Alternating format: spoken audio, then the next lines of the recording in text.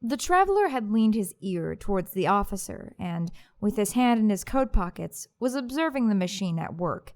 The condemned man was also watching, but without understanding. He bent forward a little and followed the moving needles, as the soldier, after a signal from the officer, cut through the back of his shirt and trousers with a knife, so that they fell off the condemned man.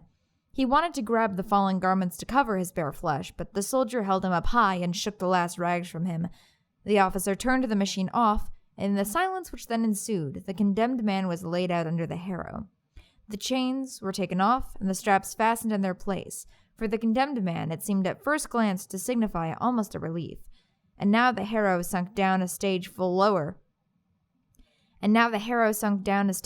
still, for he was a thin man. As the needle tips touched him, a shudder went over his skin. While the soldier was busy with the right hand, the condemned man stretched out his left with no sense of its direction. But it was pointing to where the traveler was standing. The officer kept looking at the traveler from the side, without taking his eyes off him, as if he was trying to read from his face the impression he was getting of the execution, which he had now explained to him, at least superficially. The strap meant to hold the wrist ripped off. The soldier probably had pulled on it too hard. The soldier showed the officer the torn-off piece of strap, wanting him to help.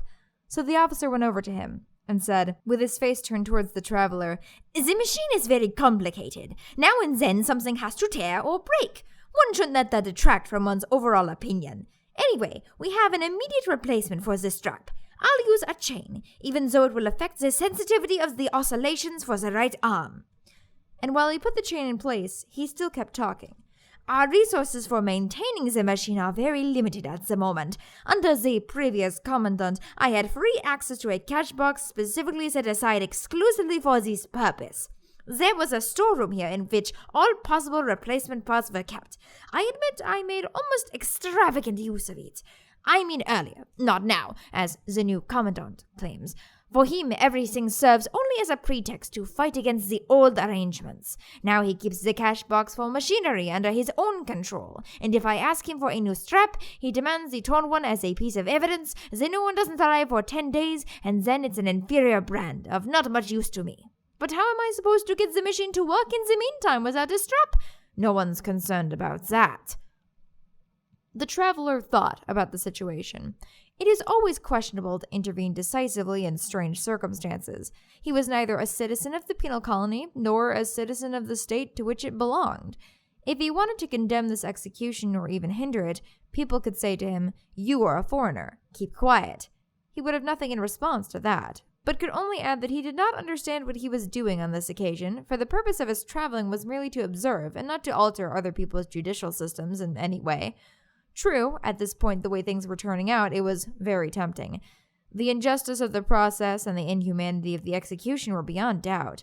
No one could assume that the traveler was acting out of any sense of his own self-interest, for the condemned man was a stranger to him, not a countryman, and not someone who invited sympathy in any way. The traveler himself had letters of reference from high officials and had been welcomed here with great courtesy. The fact that he had been invited to this execution even seemed to indicate that people were asking for his judgment of this court.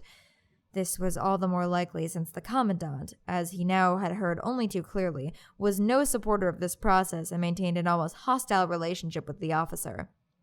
Then, the traveler heard a cry of rage from the officer. He had just shoved the stub of felt in the condemned man's mouth, not without difficulty, when the condemned man, overcome by an irresistible nausea, shut his eyes and threw up.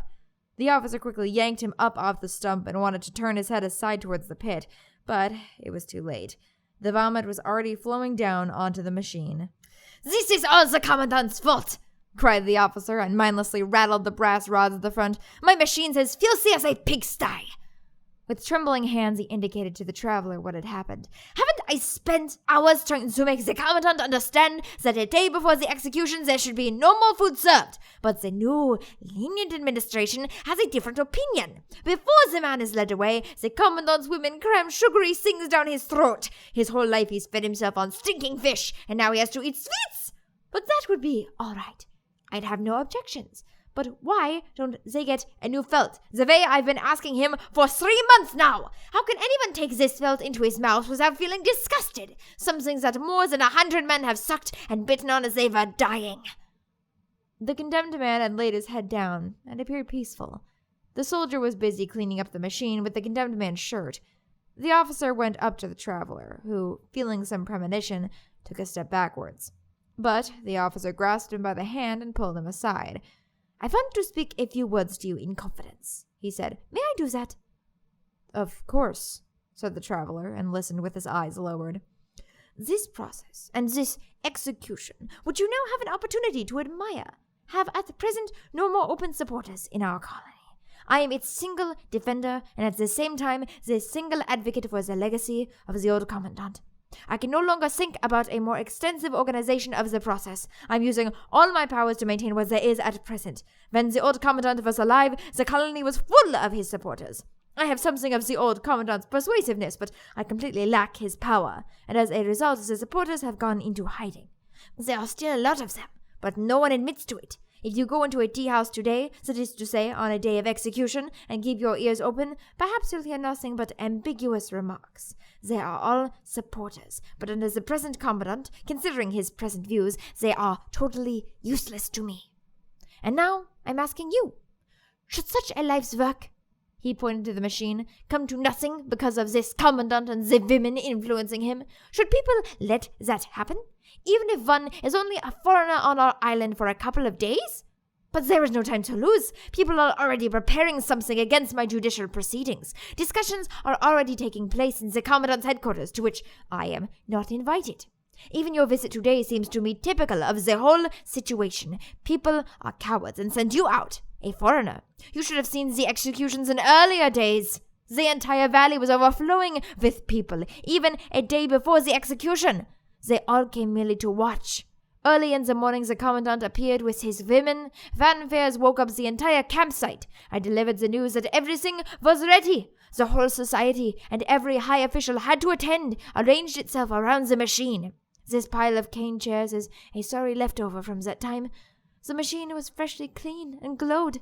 For almost every execution I had new replacement parts. In front of hundreds of eyes, all the spectators stood on tiptoe right up to the heels there. The condemned man was laid under the harrow by the commandant himself. What nowadays has to be done by a common soldier was then my work as the senior judge, and it was an honor for me. And then the execution began. No discordant note disturbed the work of the machine. Many people did not look any more at all, but lay down with closed eyes in the sand. They all knew. Now justice was being carried out. In the silence, people heard nothing but the groans of the condemned man, muffled by the felt.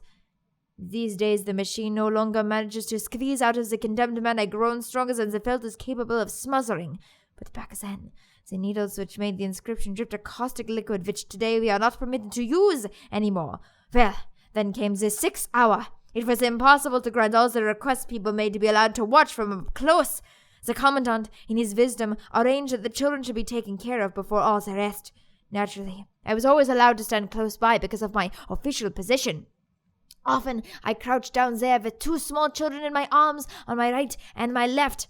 How we all took in the expression of transfiguration on the martyred face. How we held our cheeks in the glow of this justice, finally attained and already passing away. What times we had, my friend! The officer had obviously forgotten who was standing in front of him. He had put his arm around the traveler and laid his head on his shoulder. The traveler was extremely embarrassed. Impatiently, he looked away over the officer's head. The soldier had ended his task of cleaning and had just shaken some rice pudding into a bowl from a tin. No sooner had the condemned man, who seemed to have fully recovered already, noticed this than his tongue began to lick at the pudding. The soldier kept pushing him away, for the pudding was probably meant for a later time, but in any case it was not proper for the soldier to reach in and grab some food with his dirty hands and eat it in front of the famished condemned man. The officer quickly collected himself. "I didn't want to upset you in any way," he said. "I know it is impossible to make someone understand those days now. Besides, the machine still works and operates on its own. It operates on its own even when it is standing alone in this valley. And at the end, the body still keeps falling in that incredibly soft flight into the pit, even if hundreds of people are not gathered like flies around the hole the way they used to be. Back then, we had to erect a strong railing around the pit. It was pulled out long ago." The traveler wanted to turn his face away from the officer and look aimlessly around him. The officer thought he was looking at the wasteland of the valley. So he grabbed his hands, turned him around in order to catch his gaze, and asked, "Do you see the shame of it?" But the traveler said nothing. The officer left him alone for a while. With his legs apart and his hands on his hips, the officer stood still and looked at the ground. Then he smiled at the traveler cheerfully and said, "Yesterday I was nearby when the commandant invited you. I heard the invitation. I know the commandant. I understood right away what he intended with his invitation. Also, his power might be sufficiently great to take action against me. He doesn't yet dare to. But my guess is that with you, he is exposing me to the judgment of a respected foreigner. He calculates things with care. You are now in your second day on the island. You didn't know the old commandant and his way of thinking. You are biased in your European way of seeing things. Perhaps you are fundamentally opposed to the death penalty in general, and to this kind of mechanical style of execution in particular. Moreover, you see how the execution is a sad procedure, without any public participation, using a machine which is already somewhat damaged. Now, if we take all this together, so the commandant thinks, surely one could easily imagine that you would not consider my proceedings appropriate. And if you didn't consider it right, you wouldn't keep quiet about it. If I'm still speaking the mind of the commandant, for you no doubt have faith that your tried and true convictions are correct. It's true that you have seen many peculiar things among many peoples, and have learned to respect them. Thus, you will probably not speak out against the procedure with your full power, as you would probably in your own homeland. But the commandant doesn't really need that. A casual word, merely a careless remark, is enough. It doesn't have to match your convictions at all, so long as it apparently corresponds with his wishes.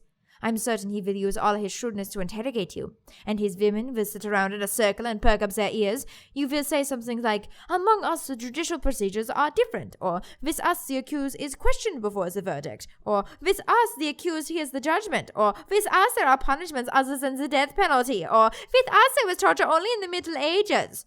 For you, all these observations appear as correct as they are self-evident, innocent remarks which do not impugn my procedure. But how will the commandant take them?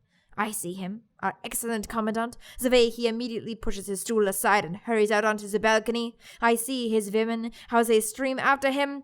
I hear his voice, the women call it a thunder voice, and now he is speaking. A great explorer who has been commissioned to inspect judicial proceedings in all countries has just said that our process based on old customs is inhuman. After this verdict of such a personality, it is, of course, no longer possible for me to tolerate this procedure. So from this day on, I am ordering, and so forth. You want to intervene. You didn't say what he is reporting. You didn't call my procedure inhuman. By contrast, in keeping with your deep insight, you consider it the most humane and most worthy of human beings. You also admire this machinery. But it is too late. You don't even go on to the balcony, which is already filled with women. You want to attract attention. You want to cry out, but a lady's hand is covering your mouth, and I and the old commandant's work are lost. The traveler had to suppress a smile, so the work which he had considered so difficult was easy. He said evasively, "You're exaggerating my influence. The commandant has read my letters of recommendation. He knows that I am no expert in judicial processes. If I were to express an opinion, it would be that of a layperson, no more significant than the opinion of anyone else, and in any case far less significant than the opinion of the commandant, who, as I understand it, has very extensive powers in this penal colony. If his views of this procedure are as definite as you think they are, then I'm afraid the time has surely come for this procedure to end without any need for my humble assistance." Did the officer understand by now? No, he did not grasp it. He shook his head vigorously, briefly looked back at the condemned man and the soldier, who both flinched and stopped eating the rice, went up really close to the traveler without looking into his face, but gazing at parts of his jacket, and said more gently than before, "You don't know the commandant. Where he and all of us are concerned, you are, forgive the expression, to a certain extent innocent. Your influence, believe me, cannot be overestimated. In fact, I was blissfully happy when I heard that you were to be present at the execution by yourself. This arrangement of the commandant was aimed at me, but now I'm turning it to my advantage. Without being distracted by false insinuations and disparaging looks, which could not have been avoided with a greater number of participants at the execution, you have listened to my explanation, looked at the machine, and are now about to view the execution. Your verdict is no doubt already fixed. If some small uncertainties still remain, witnessing the execution will remove them. And now I'm asking you, help me against the commandant."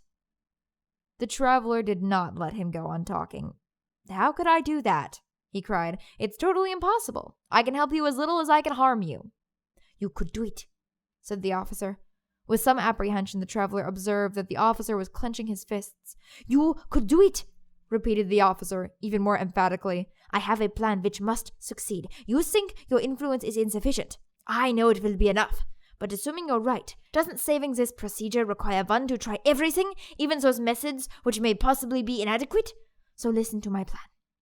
To carry it out, it's necessary, above all, for you to keep as quiet as possible today in the colony about your verdict on this procedure. Unless someone asks you directly, you should not express any view whatsoever. But what you do say must be short and vague. People should notice that it has become difficult for you to speak about the subject, that you feel bitter, that if you were to speak openly, you'd have to burst out cursing on this spot. I'm not asking you to lie. Not at all. You should give only brief answers. Something like, yes, I've seen the execution, or yes, I've heard the full explanation. That's all. Nothing further. For that will be enough of an indication for people to observe to you a certain bitterness, even if that's not what the Commandant will think. Naturally, he will completely misunderstand the issue and interpret it in his own way. My plan is based on that. Tomorrow, a large meeting of all the higher administrative officials takes place at headquarters under the chairmanship of the Commandant. He, of course, understands how to turn such meetings into a spectacle. A gallery has been built, which is always full of spectators. I'm compelled to take part in the discussions, so they make me shiver with disgust. In any case, you will certainly be invited to the meeting. If you follow my plan today and behave accordingly, the invitation will become an emphatic request. But should you, for some inexplicable reason, still not be invited, you must make sure you request an invitation. Then you'll receive one without question. Now, tomorrow you are sitting with the women in the Commandant's box. With frequent upward glances, he reassures himself that you are there. After various trivial and ridiculous agenda items designed only for the spectators, mostly harbor construction, always harbor construction, the judicial process also comes up for discussion. If it's not raised by the Commandant himself or does not occur soon enough, I'll make sure that it comes up. I'll stand up and report the news of today's execution. Really briefly, just this announcement. True, such a report is not customary there. However, I'll do it nonetheless. The Commandant thanks me, as always, with a friendly smile, and now he cannot restrain himself. He seizes this excellent opportunity. The report of the execution, he'll say, or something like that, has just been given. I would like to add to this report only the fact that this particular execution was attended by the great explorer whose visit confers such extraordinary honor on our colony, as you all know. Even the significance of our meeting today has been increased by his presence. Do we not now wish to ask this great explorer for his appraisal of the execution based on old customs and of the process which preceded it? Of course, there is the noise of applause everywhere, universal agreement, and I'm louder than anyone. The Commandant bows before you and says, then in everyone's name, I'm putting the question to you. And now you step up to the railing. Place your hands where everyone can see them, otherwise the ladies will grab them and play with your fingers. And now, finally, come your remarks. I don't know how I'll bear the tense moments up to that point. In your speech, you mustn't hold back. Let truth resound. Lean over the railing and shout it out. Yes, yes, roar your opinion at the Commandant, your unshakable opinion. But perhaps you don't want to do that. It doesn't suit your character. Perhaps in your homeland people behave differently in such situations. That's all right. That's perfectly satisfactory. Don't stand up at all. Just say a couple of words. Whisper them so that only the officials underneath you can hear them. That's enough. You don't even have to say anything at all about the lack of attendance at the execution, or about the squeaky wheel, the torn strap, the disgusting belt.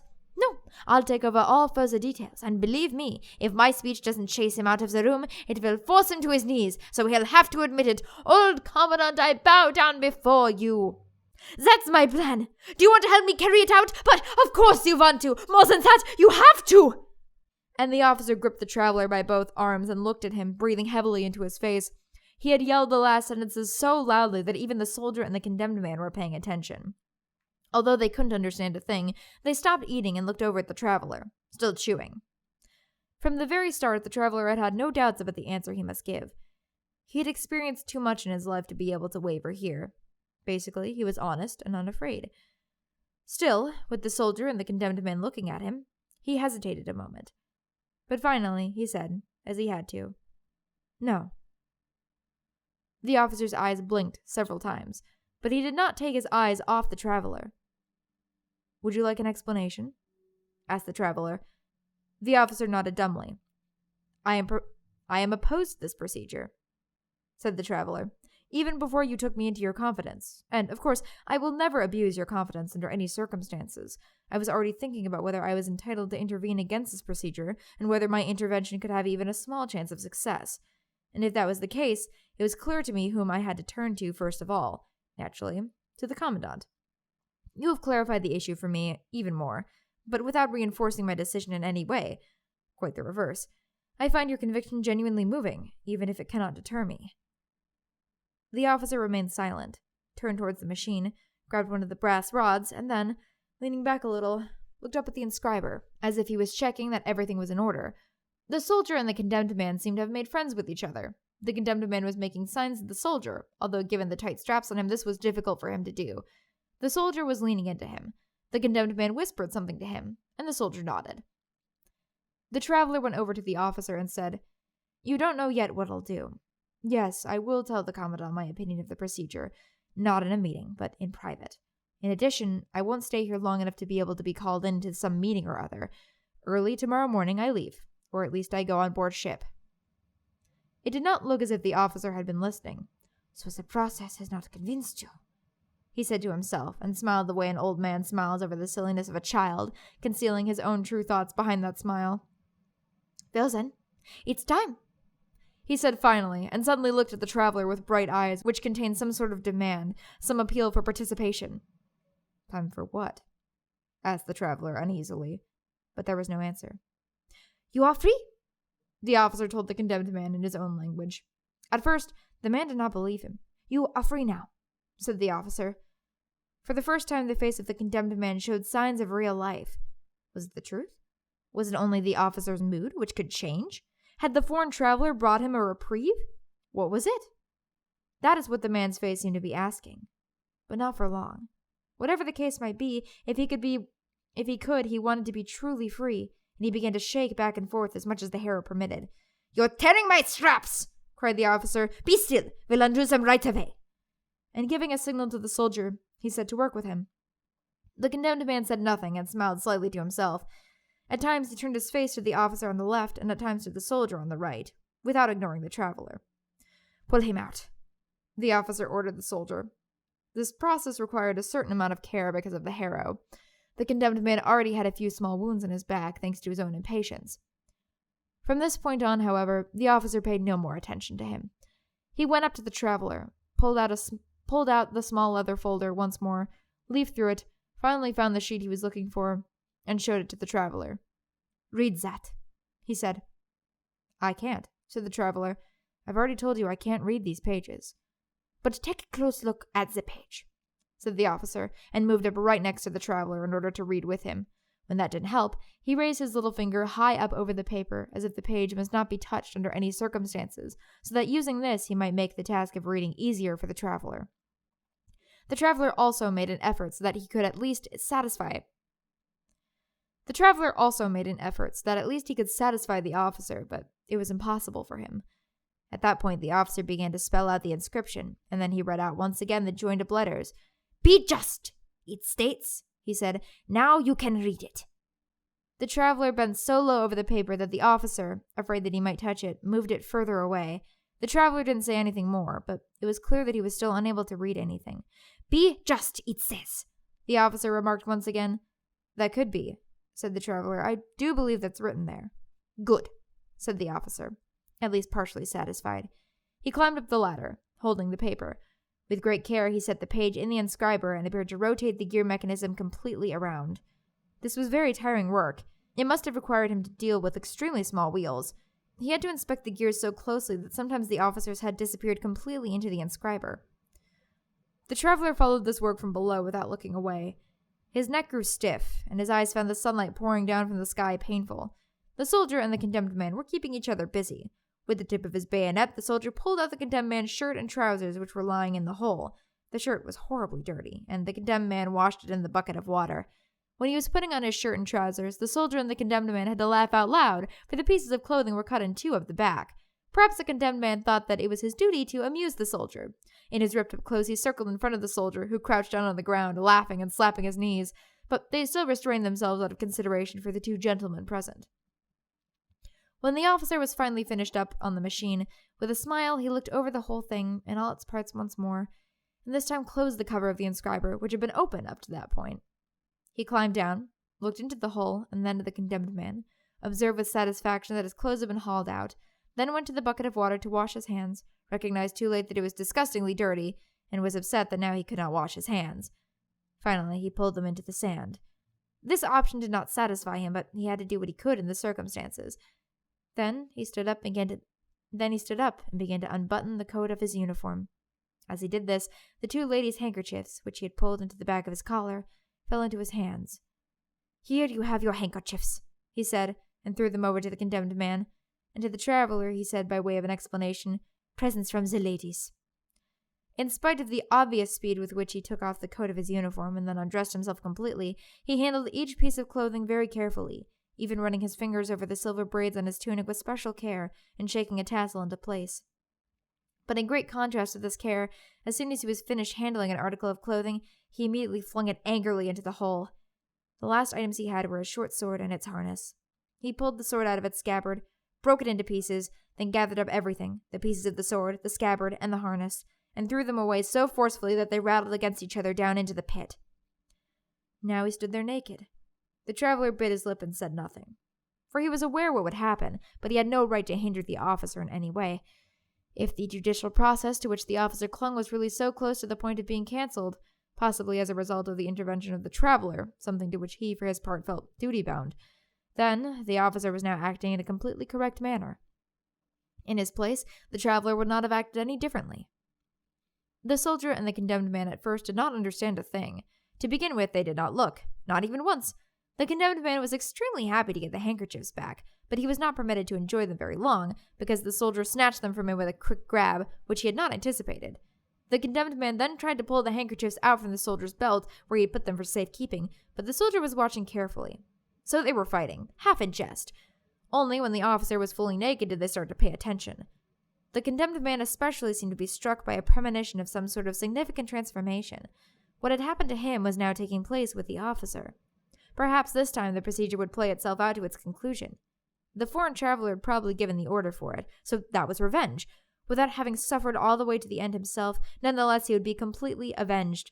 A wide, silent laugh now appeared on his face, and never went away. The officer, however, had turned towards the machine. If earlier on it had already become clear that he understood the machine thoroughly, one could well get alarmed now at the way he handled it and how it obeyed.